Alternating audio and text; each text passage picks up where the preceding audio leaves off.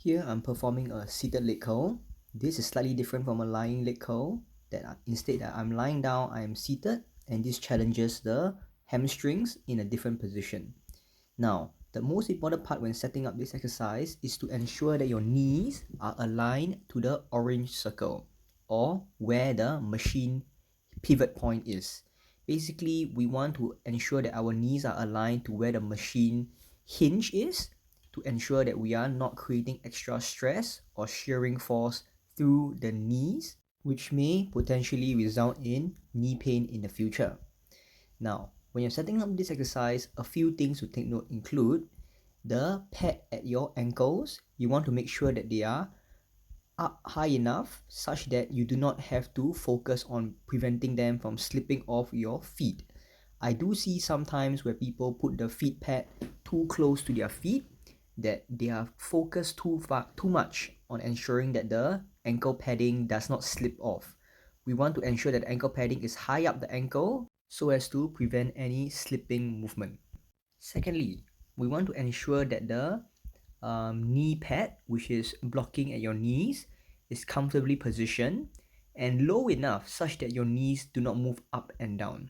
Basically, the whole point of the knee pad and the ankle pad, the knee pad is to keep your knees in place so that it does not move or translate up and down, and the ankle pad is so that you have a position that allows you to pull your heel towards your butt. Now, how you execute this exercise is pretty simple, but importantly, we need to ensure stability. How we can achieve this is by ensuring that our hips or our butt is firmly planted to the back of the seat.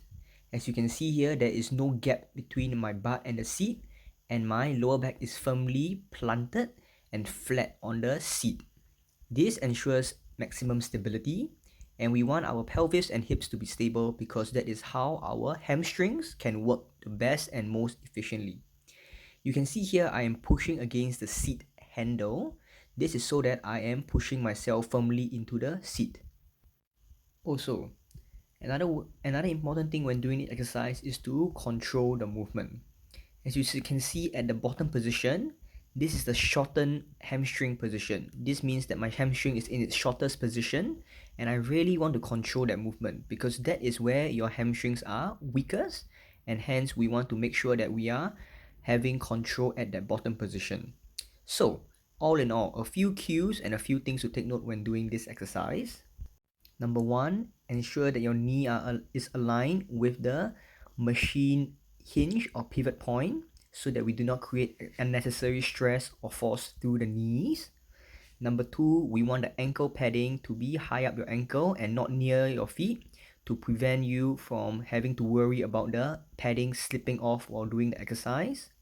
Number three, ensure that the knee padding is low enough and well anchored to your knees to prevent your knee from moving up and down, creating unnecessary instability. Number four, ensure that your hips and your lower back is firmly planted to the back of the seat. And this can be aided by pushing your hands into the handle so that you do not move forward, which is what your body wants.